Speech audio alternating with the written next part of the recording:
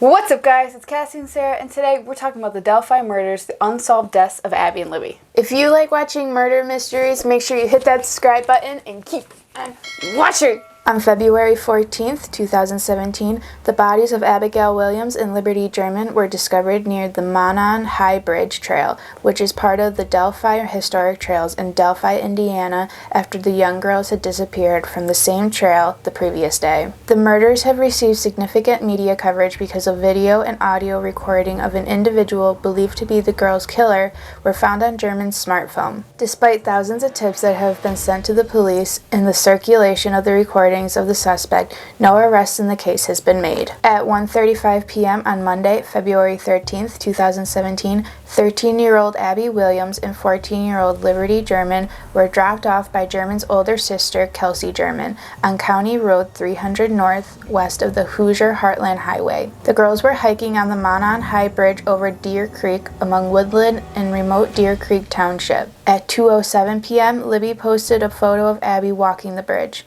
After this, they weren't heard from again. They were reported missing at 5:30 p.m. after they failed to meet Liberty's father at 3:15 p.m. The families initially searched for the girls themselves before calling the police. Authorities who quickly searched the area did not initially suspect foul play in the disappearance. However, this changed when the bodies of the girls were found around noon the next day, about 0.5 miles east of the abandoned MONON High Bridge. Their bodies bore strange signatures and were found on the north bank of Deer Creek. These young girls, 13 and 14, were dropped off on this abandoned bridge. Yeah. Probably just hiking like what we've done before. We usually do. Like, we live in, like, kind of small towns. Yeah, Not like, kind of, small towns. No. And, like, nothing happens, really. So you go walking wherever, abandoned places, like, you're not really afraid anything's going to happen. But obviously this time something did happen. They're supposed to meet Liberty's father. Never showed up, so then the parents got, like, suspicious. So, like, they're, let's go look for them, because, you know, maybe they just got lost, and they're trying to... Which would be common for living in such a small area. Your first thought probably isn't, oh, they were kidnapped. Oh, they're probably just lost track of time or got farther behind or whatever.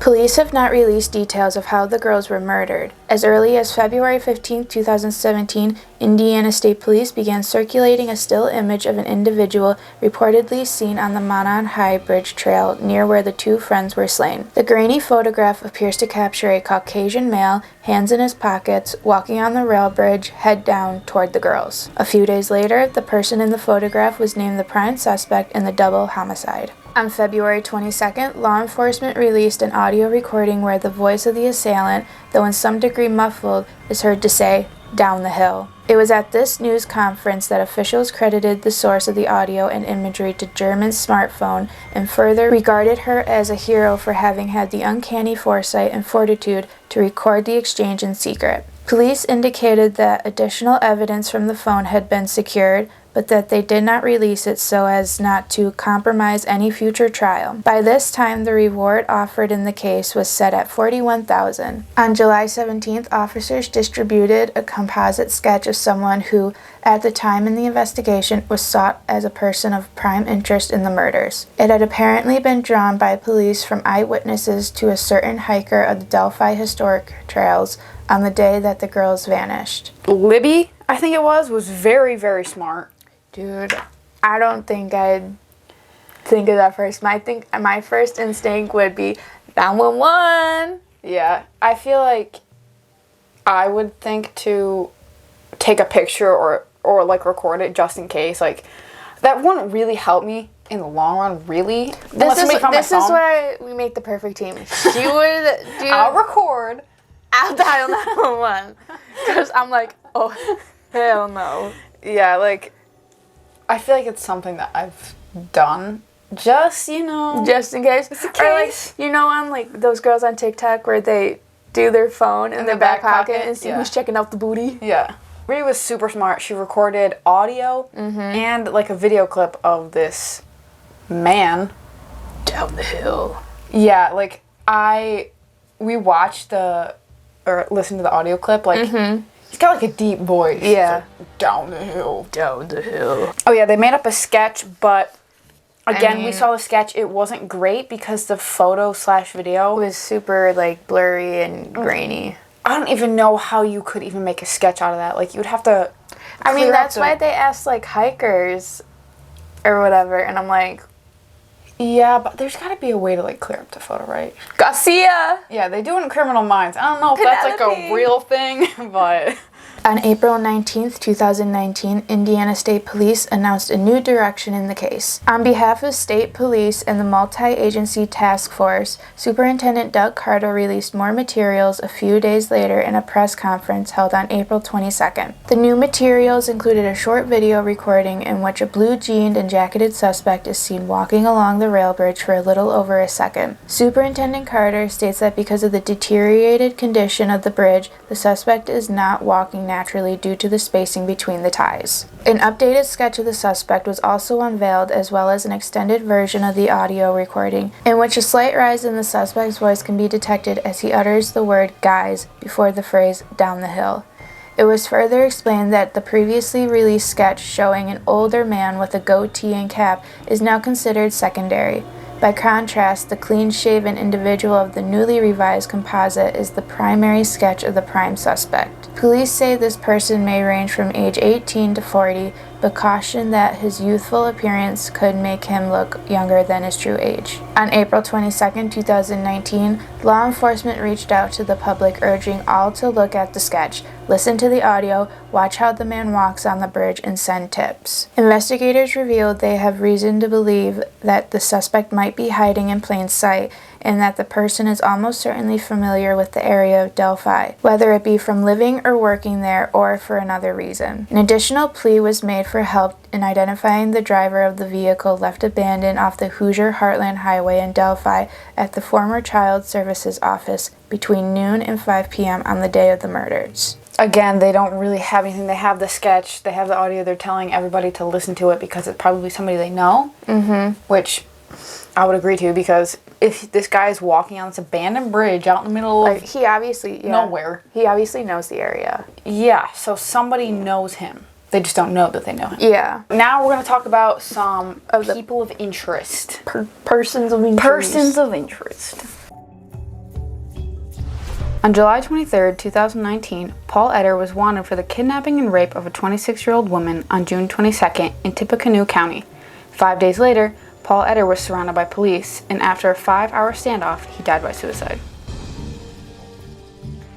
Daniel J. Nations, a registered sex offender from Indiana, was arrested in Woodland Park, Colorado in September 2017 and charged with threatening strangers on a monument trail with a hatchet. The expired Indiana plates on the car he was driving was noted by police, who subsequently discovered an outstanding warrant under his name. It was reported that a bicyclist had been fatally shot on the same trail at around the same time that Nations was purportedly terrifying passerbys. An El Paso County Sheriff's spokesman told reporters that however many similarities there were between the cases, he was not at liberty to disclose them, since Indiana investigators did not want any more information released. On January 5, 2018, Nations was sentenced to 3 years of probation for threatening members of the public in Colorado. However, he was not released since he had an active warrant out on him back in Indiana. On January 24th, Nations was transferred to Indiana officials' custody on an unrelated charge, failure to register as a sex offender. In early February 2018, authorities said that Nations was no longer considered an active person in interest in the Delphi murders. Thomas Bruce, who formerly worked as a pastor, is charged with fatally shooting one woman and sexually assaulting 2 others, after having ordered them at gunpoint into the back room of a suburban St. Louis shop for religious supplies. Committed in broad daylight on November 19, 2018, these crimes put Bruce in the spotlight of the press. Some noted his being of similar stature, 5'7" to 5'9" inches, to the then current suspect described in the Delphi slangs. Also, his wearing of a flat cap and navy blue jacket during this attack, not unlike the suspect in the Delphi case. Indiana State Police did look into his possible connection in November. On December 4th, Bruce was charged with no fewer than 17 felony counts related to the St. Louis case and could receive the death penalty. Charles Eldridge was arrested on January 8, 2019 in Union City, Indiana on charges of child molestation and child solicitation. Police in Randolph County alerted the FBI to a potential link between Eldridge and the Delphi murders, on account of his strong resemblance to the suspect's sketch. This was, however, before the updated composite had been released. So we got a couple suspects here. We have Paul Etter, Daniel J. Nations, Thomas Bruce. and Charles Eldridge. Yeah, so Paul Etter, I don't think it was him because he kidnapped and raped a 26-year-old woman, which doesn't fit his... He then is going to attack two really young girls. I mean, the women are on the same line, but like the age is very different and the MO is different. Yeah. But we also don't know that stuff that was unreleased to the public by the police. So when it said that they had strange signatures on them, I don't know what those strange signatures were. It could have been that they were sexually assaulted. It could have been that their head was crushed or whatever, you know. So it's hard to say exactly. Then we have Daniel J. Nations. So he was, or is he dead? I don't know. He's a registered sex offender. So that I can understand maybe. But he was also targeting people like on a wilderness trail, which makes me a little more like could be. But like he also is like threatening with a hatchet, but also we don't know. So we can only assume that maybe the girls were attacked with either a gun or a hatchet. But like he's like, I'm like 50-50 so on far him. He's my top compared to Paul Etter. Then we have Thomas Bruce.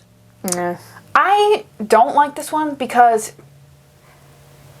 he did it in like broad daylight in a shop, a religious shop, in like a suburban like a neighborhood. Yeah, I feel like, so if I'm really thinking about this, the unsub, okay? Unsub. So the original unsub guy, the real one, attacked in the wilderness, nobody's around. That's like his thing so far. Like covers his tracks. Yeah, like nobody's there to witness it. But then this guy, Thomas Bruce, midday, whatever, daylight, in a shop where I'm sure there were plenty of people around. Most definitely. Especially outside, so I don't like it. Last, we have Charles Eldridge. This one I definitely think could be closer because he was charged with child molestation and child solicitation. Which, I mean, again, Abby and Libby were children. Yeah, 13 and 14, but again, like, we also don't know what was done to them specifically, so... I don't think they ever said... Yeah. But they probably didn't say and couldn't say because how young they were. Yeah, for, like, privacy reasons, so... I mean, I think unless they get, like, the parents, like, okay, yeah, you can release it. But the parents probably didn't want to put anything more out there than they wanted to or needed to, you know? Daniel J. Nations and Charles Eldridge are, like, my two I'm, like... Yeah. Going back and forth.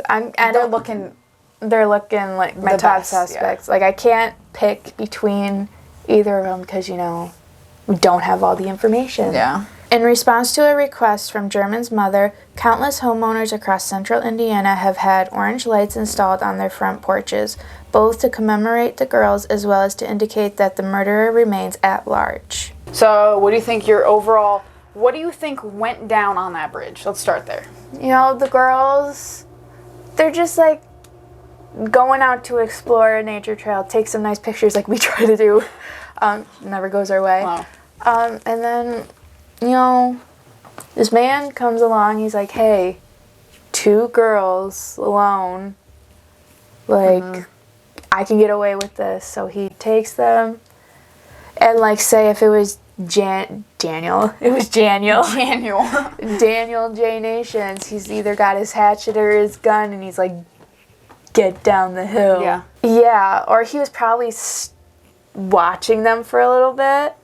I think maybe. So, Liberty's sister, Kelsey, dropped them off, like, at the beginning of the trail area. Do you think he was, like, at the beginning of the trail? I think so. Because, remember, they also talked about, like, that car that was abandoned, like, not too far away. So, I feel like he was probably... That's his car. Probably. Or stole it. And he was, like, waiting and watching. Maybe he wasn't, like, purposely waiting for someone to show up, but he just happened to see 2 girls get dropped off, and he's like, oh, he's perfect timing. Ooh. Yeah, and I feel like then maybe he, like, gave him some time to, like, get out there, and then he followed them. And that's when he either, if it was Daniel or whoever pulled some type of weapon. But even then, he might not have had to pull a weapon. Like, two young girls being approached by an older man. They'd probably be like... Already, unless their personalities are, like, not scared of anything, really. Yeah. But they're probably already going to be a little bit nervous. And they're probably like, we'll do whatever you say. Like, just don't hurt us. So I think that's probably what went down. And then who do you think done it? Well, like I said, I think we're both in the same boat here. We have two people that we think are kind of like equals right now. It's like both have like good things and not good things. They both have good things. They have things that like really pick them out. Like, I feel like it really could be Daniel Nations, because it was like all about like the wilderness. Yeah. And I don't know what he looks like for sure. I'll probably find him when I look him up to put on the video. But then you got Charles Eldridge, who has the child molestation. Who knows? Maybe Daniel just saw people out, like, it was less about who it was and just like opportunity and timing. Like he just saw people out on the trail. Was like, yeah. Yeah, Yeah. I don't know. So we're kind of stuck between Charles Eldridge and Daniel Nations. So tell us your theories. Who do you think is? If you found another person of interest, I didn't find any other. Yeah, I mean, it really could be anybody, really. Yeah, because it said they could be hiding in plain sight. Yeah, so let us know who you think maybe did it. If it was one of the people on our list of suspects that you think probably did it, or if there's someone else you found. Let us know what you think went down on that bridge. Like, really. Do you think that someone waited outside on the beginning of the trail and followed them in, or just happened to be walking down the trail and they're just like, I feel like killing somebody today. Dang. Yeah, let us know kind of your thoughts about it. Make sure you like, comment, and subscribe so it tells us, like, if you like your videos, if you want to watch them. Hit that post notification bell. That way you know when we post, because sometimes we can't post because we do stupid things. Like, we were supposed to post this last Friday. But guess what? We forgot to plug in the microphone. So our audio was right. BS. Yeah, so you'll know if you click the bell, you'll know if we actually post or if we don't. Make sure you follow our social media. Did you say that? No, I didn't. But yes, do that. It's down in the description below. As always. We'll see you guys. We will. Right. Okay. We'll see you guys next Friday.